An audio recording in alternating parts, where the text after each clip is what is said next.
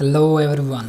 In the previous video we learned that how we can send the email based on different criteria, like if the user is administrator we are going to send the green email, and if the user is a simple user we are going to send the red background email, right? So now the time is to create the theme activation process, right?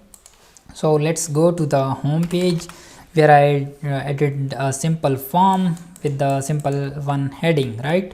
So let's go here, and here I have added this simple form which is containing this status, and then this would be containing a theme. So this theme contains 3 elements, right?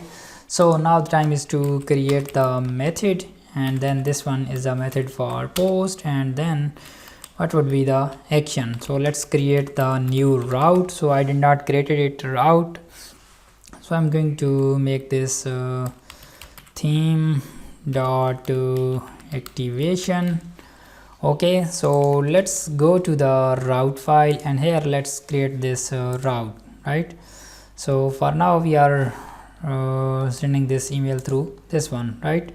So I'm here to add a new route. So it would be a post route, and then this would be for theme dot activation, I think theme slash activation, and then this would be here we are sending going to send this on which controller. I'm going to make this through the simple closure. I don't want to create the controller and waste time for they waste your time. So here I'm naming this name theme dot activation.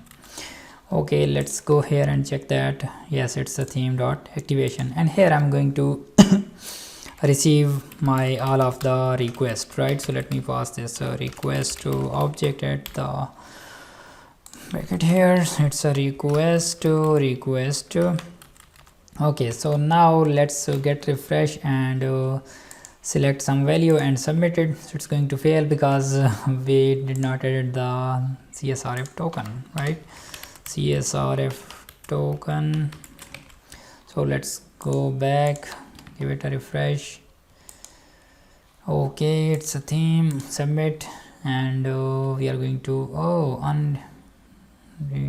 parameter class. Okay, why it's throwing this one? So let's go here and let me go to the top, and here I added the wrong request, right? So that's why it's added. So when I'm adding, I remember that I'm doing this some mistake, so it would be this HTTP client, right?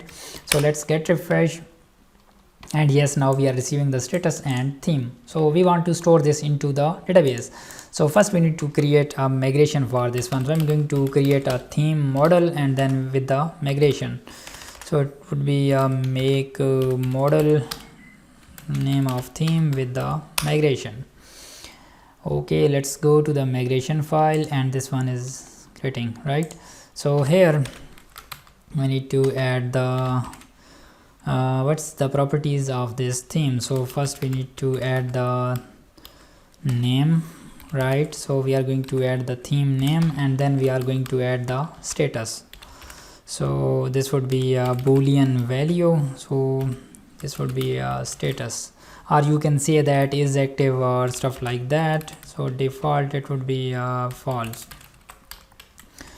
Okay, and then so name and status. So let's, it's still in the process, so let me execute this php artisan migrate, and then let's go to the theme model and make this form fillable. Okay, this would be here protected. Okay, fillable equal, here we need to add the name, and then next would be status. Okay, now it's form fillable. We prevent the mouse assignment, and it's not going bigger. So let's exit this out and go back and give it a refresh, and yes, and wait for a moment, and yes, the theme table is there, right? So it means that status and name is there. So now here let's close this out, and here we want to store the theme name. So I will shoot this in the next video because this video is going bigger, so I don't want to create videos too long. So I will meet you in the next one. Bye bye.